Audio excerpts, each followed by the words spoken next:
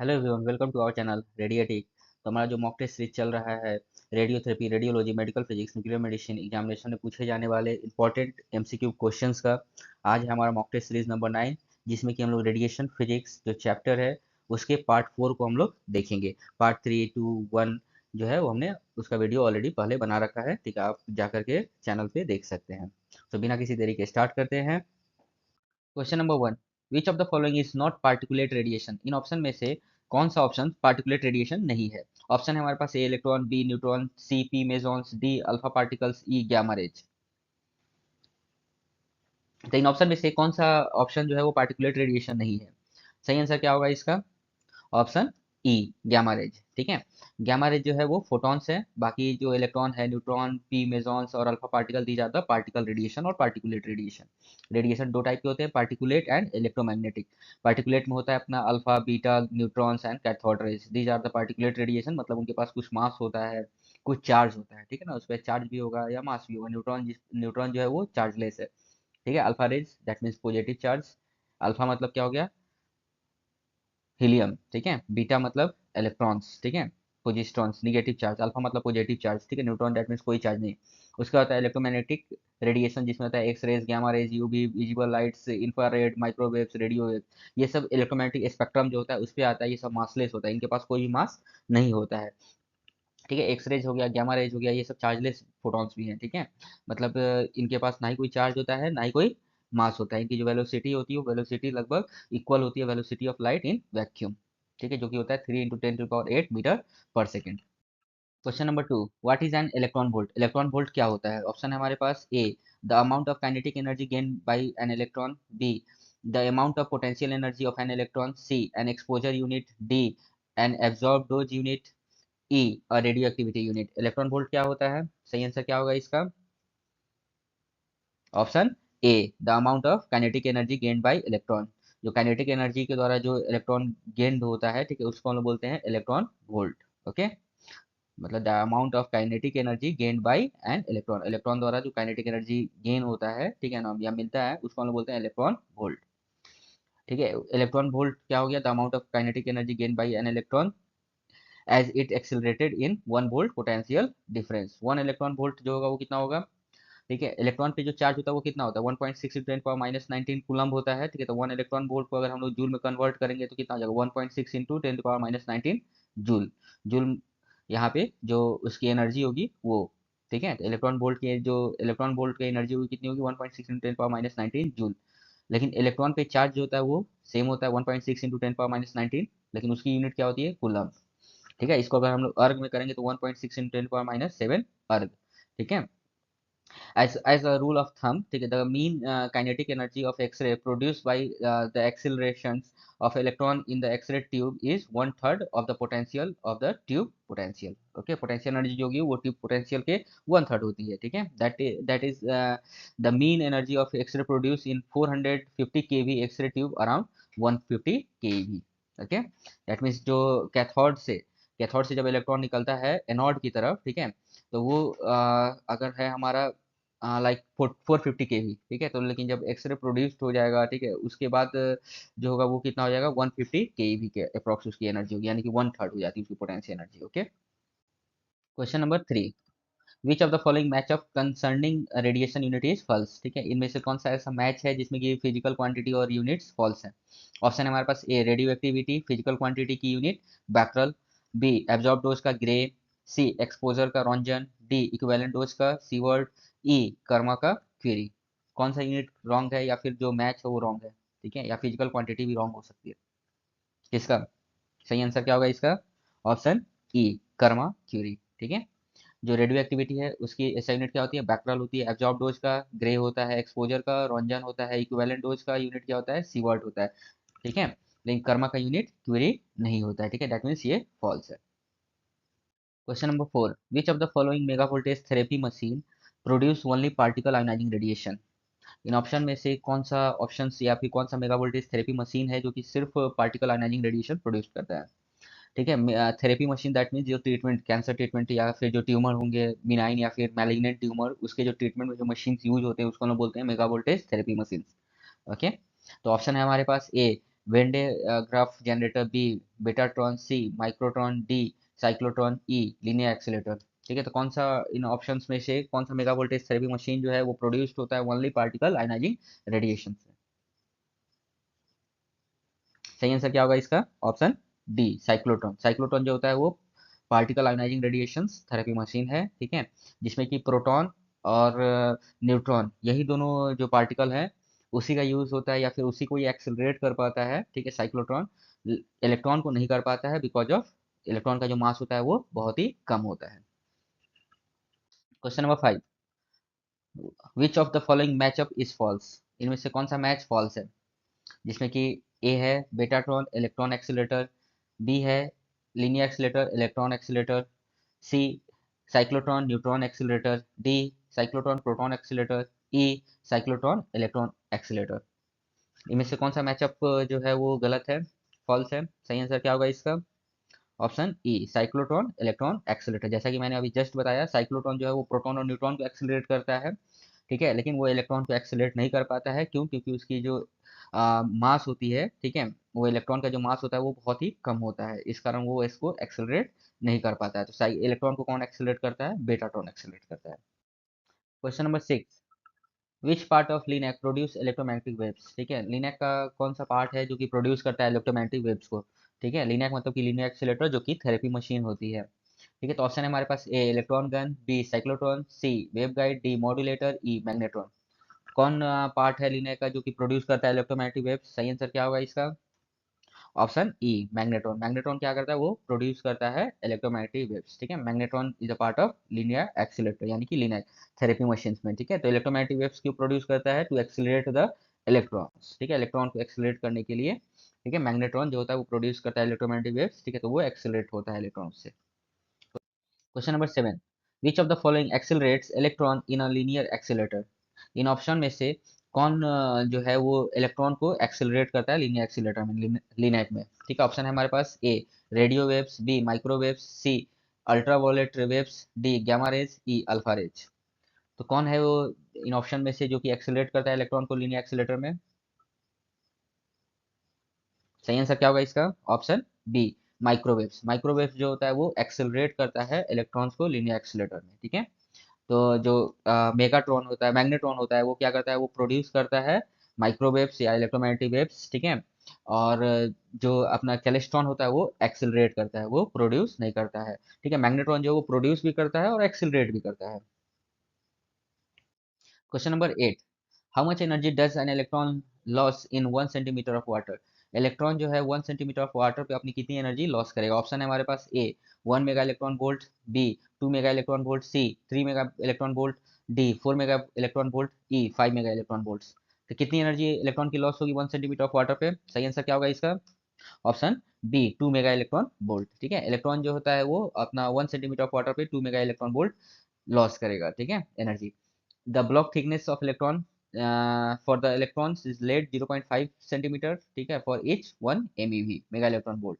ठीक है, the maximum block thickness electron का कितना होगा? Is 1 centimetre. 1 सेंटीमीटर जो ब्लॉक थिकनेस होगी वो इनफ होगी। Question number 9, what is the block thickness of lead for 6 MeV photons? Lead का जो ब्लॉक थिकनेस होगा वो 6 MeV फोटॉन्स के लिए कितनी होनी चाहिए? ऑप्शन है हमारे पास ए 5 सेंटीमीटर, बी 6 सेंटीमीटर, सी 7 सेंटीमीटर, डी 8 सेंटीमीटर, ई 9 सेंटीमीटर। कितनी सेंटीमीटर का जो ब्लॉक का थिकनेस होता है लेड का for 6 MeV photons, 6 MeV photon के लिए? सही आंसर क्या होगा इसका? Option B 6 centimetre. 6 सेंटीमीटर का हम लोग लेड का ब्लॉक का यूज करते हैं फॉर 6 MeV फोटॉन्स के लिए। ठीक है, कोबाल्ट 60 जहाँ की एवरेज एनर्जी कितनी होती है 1.25 मेगा इलेक्ट्रॉन वोल्ट, उसके लिए हम लोग यूज करते हैं 5 सेंटीमीटर ब्लॉक। ठीक है, ऑफ लेड। ठीक है, और 6 MeV के लिए 6 सेंटीमीटर, 25 MeV के लिए 7 सेंटीमीटर। ठीक है, 5 HBl फॉर 3 मतलब half value layer for 3.125% of the radiation passes under the block in cobalt 60। ठीक है, 5 HBl का जो हम लोग का यानी 5 सेंटीमीटर का जो हम लोग ब्लॉक यूज कर रहे हैं, ठीक है, वो अप्रोक्स वहां से जो एब्जॉर्प्शन होगा वो 97 अप्रोक्स 97% का होगा, ट्रांसमिशन जो होगा वो 3% का होगा। ठीक है, और एब्जॉर्प्शन 97% का एब्जॉर्प्शन हो जाएगा, और 3% का जो होगा वो ट्रांसमिशन होगा वहां से। ठीक है, फॉर लिनैक हम लोग यूज करते हैं 4 और 5 HBl। 4 HBl और 5 HBl वैल्यू ऑफ एनर्जी, जो एनर्जी का होगा उसके हम लोग 4 या 5 HBl यूज करते हैं, ठीक है, 4 या 5 HBl, ठीक है, for the given block thickness. उसी पे हम लोग जो उसकी एनर्जी होगी उतनी, जैसे कि एनर्जी जितना बढ़ते जाएगा उतना हम लोग ब्लॉक का थिकनेस बढ़ाते जाते हैं, ठीक है। Question number 10, which of the following radiation type use the roentgen as an exposure unit. किस टाइप के रेडिएशन में रॉन्जन जो है एक्सपोजर यूनिट में यूज करते हैं, ठीक है। ऑप्शन है हमारे पास, ए गामा रेज, बी इलेक्ट्रॉन्स, सी प्रोटॉन्स, डी न्यूट्रॉन्स, ई बीटा पार्टिकल्स। किस टाइप के रेडिएशन में रॉन्जन जो है वो यूज होता है एज अ एक्सपोजर यूनिट।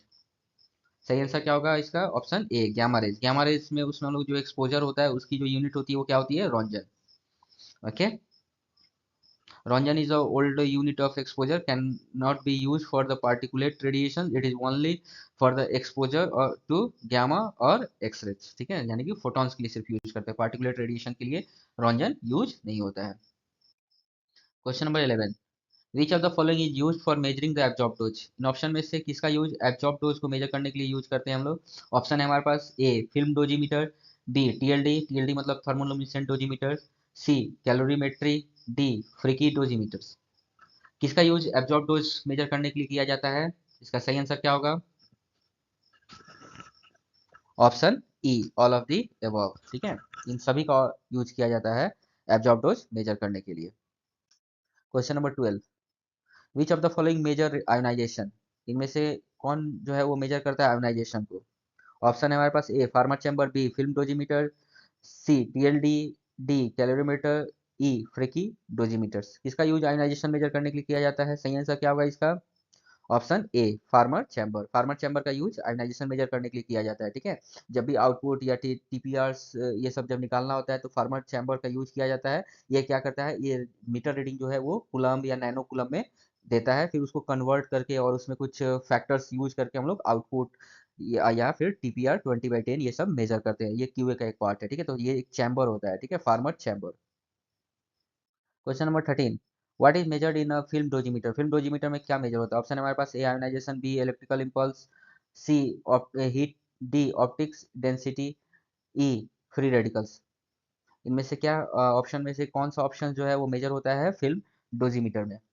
सही आंसर क्या होगा इसका, option D optics density. Optics density जो होती है वो फिल्म डोजीमीटर में मेजर होता है।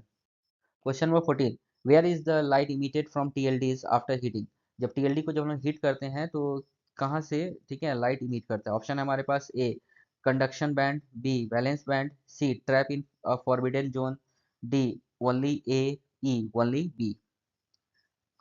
इन ऑप्शन में से कहाँ पर जो है वो लाइट इमिट होता है टीएलडी में, ठीक है, जब टीएलडी को जब हम लोग हीट करते हैं, ठीक है, जब टीएलडी की जब रीडिंग निकालनी होती है कि कितना जो है इसमें इफेक्टिव या इक्विवेलेंट डोज जो है वो मेजर्ड हुआ है, ठीक है, कितना वो डोज जो है उसमें स्टोर्ड है।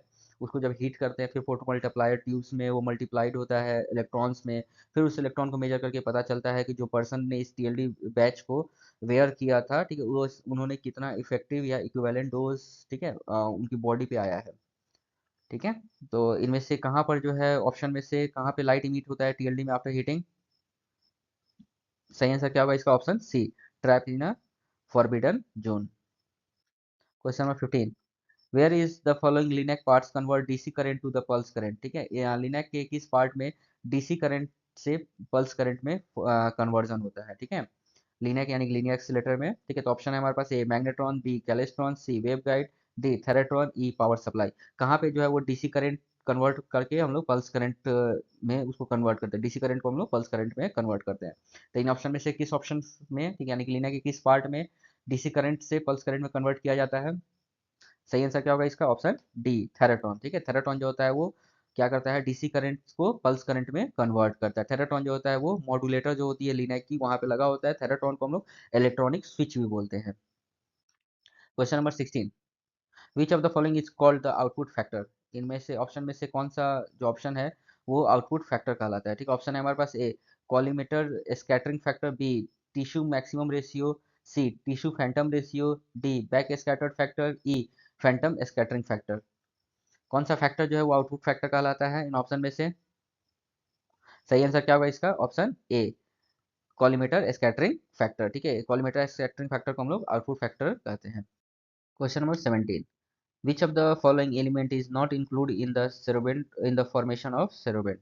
सोलवेंट फॉर्मेशन में से इन ऑप्शन में से किस एलिमेंट का यूज नहीं किया है? तो ऑप्शन है हमारे पास ए लेड, बी बिस्मथ, सी जिंक, डी टीन, ई कैडमियम। किसका यूज, किस एलिमेंट का यूज नहीं होता है सोलवेंट मटेरियल में? सही आंसर क्या होगा इसका? Option C zinc. जिंक का यूज जो होता है वो सोलवेंट मटेरियल के फॉर्मेशन में नहीं किया जाता है। ठीक है, सोलवेंट मटेरियल क्या होता है?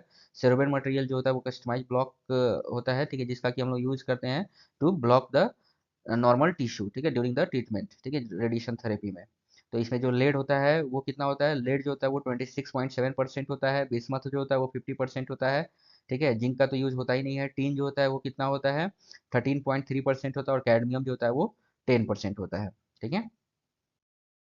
Question number 18, which of the following is not correct for wedge filter? इन ऑप्शन में से कौन सा ऑप्शन सही नहीं है वेज फिल्टर के लिए? ऑप्शन है हमारे पास A they are constructed from metal, B they can be use to even out the isotope surface for photons beam striking flat patient surface under oblique beam incidence, C जो है वो क्या है? They can be static dynamic और motorised, D they can be particularly used for tangential irradiations, tangential irradiation, E they provided more heterogeneous dose distribution। कौन सा option जो है वो करेक्ट नहीं है वेज फिल्टर के लिए? सही आंसर क्या होगा इसका? Option E they provide more heterogeneous dose distributions. ठीक है, जो वेज फिल्टर जो होता है वो उसका जो ऑप्शंस जो है वो करेक्ट नहीं है। ठीक है, they provide more heterogeneous dose distribution. बाकी जो ऑप्शन है वो वेज फिल्टर के लिए करेक्ट है, A to D. Question number 19, how much does the 10th value layer TVL decrease the intensity of incoming radiation? Incoming radiations की जो value होती है, ठीक है, जो उसकी इंटेंसिटी होती है उसको 10th वैल्यू लेयर कितना कम कर पाते हैं उसकी इंटेंसिटी को? ऑप्शन है हमारे पास 5%, बी 90%, सी 20%, डी 50%, ई 100%। ठीक है, दीज आर इन परसेंटेज। ठीक है, तो इस ऑप्शन में से कौन सा ऑप्शन करेक्ट होगा? कितनी परसेंट एनर्जी, ये इंटेंसिटी जो है वो इनकमिंग रेडिएशन का 10th वैल्यू लेयर डिक्रीज कर पाता है?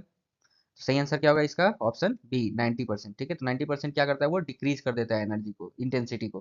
ठीक है, और जो 10% होगा, बस 10% जो ओरिजिनल रेडिएशन होगा वो ट्रांसमिट कर पाएगा। ठीक है, जो 10th वैल्यू लेयर होगा उससे। Question number 20, which of the following is not correct for radiation unit? In option में से कौन सा ऑप्शन जो है वो करेक्ट नहीं है रेडिएशन यूनिट के लिए? ऑप्शन है हमारे पास A exposure to X and gamma rays, B exposure to coulomb पर KG, C absorb dose only photons, D absorb dose measured everywhere, E exposure is measured only in the air. ठीक है, इन option में से कौन सा option correct नहीं है radiation units के लिए? सही आंसर क्या होगा इसका? Option C absorb dose only photons. Absorb dose is not only for photons. ठीक है, जो एक्सपोजर जो होता है वो उसकी फॉर्मूला क्या होती है? Del Q by del M. ठीक है, यानी कि चार्ज बाई मास। ठीक है, तो इसका ऐसा यूनिट क्या हो जाएगा? Coulomb per KG. ओके, और इसकी अनदर यूनिट जो होगी वो क्या होगी? रंजन। तो one roentgen is equal to होता है 2.58 इंटू 10 पावर -4 कूलम पर KG. D that means dose, dose यहाँ पे क्या है? एब्जॉर्ब डोज है, डीएबी है। ठीक है, तो डीएबी इक्वल टू क्या होता है? Del E A B by M, यानी कि energy absorb by per unit mass. इसकी जो ऐसा यूनिट क्या होती है वो ग्रे होती है। One gray is equal to होता है 100 रैड या फिर 100 CGY, यानी कि centigrade. One gray is also equal to 1 joule per KG. Equivalent dose होता है उसको रिप्रेजेंट करते हैं एच से। ठीक है, तो वो क्या होता है? DWR waiting factors. ठीक है, तो इसका जो एसआई यूनिट होगा क्या होगा? वो सीवर्ट होता है। तो वन सीवर्ट इक्वल टू होता है 100 रैम। एक्टिविटी जो होती है, एक्टिविटी इज इक्वल टू क्या होता है? A is equal to lambda N. ठीक है, तो जिसकी एसआई यूनिट जो होगी वो क्या हो जाएगा? बैक्यूरेल। तो one curie is equal to क्या होता है? Curie is another unit. ठीक है, curie is the bigger unit than becquerel, but SI unit क्या है? बैक्यूरेल है। तो क्यूरी इज इक्वल टू होता है 3.7 इंटू 10 पावर 10 बैक्यूरेल्स। ठीक है, वन बैक्यूरेल दैट मीन्स पर सेकेंड। ठीक है, डिसइंटीग्रेशन पर सेकेंड भी बोलते हैं इसको लोग। ठीक है, लेमडा यहाँ पे क्या है? लेमडा डीके कांस्टेंट है। Thank you so much for watching. ऐसे ही इंटरेस्टिंग क्वेश्चंस के लिए बने रहिए। जो मोस्ट इंपॉर्टेंट क्वेश्चंस हम लोग डील कर रहे हैं, ठीक है, उसको सॉल्व कर रहे हैं और उसको कुछ एक्सप्लेन कर रहे हैं। ठीक है, तो ऐसे क्वेश्चंस के लिए आप बने रहिए चैनल पे। Thank you so much for watching.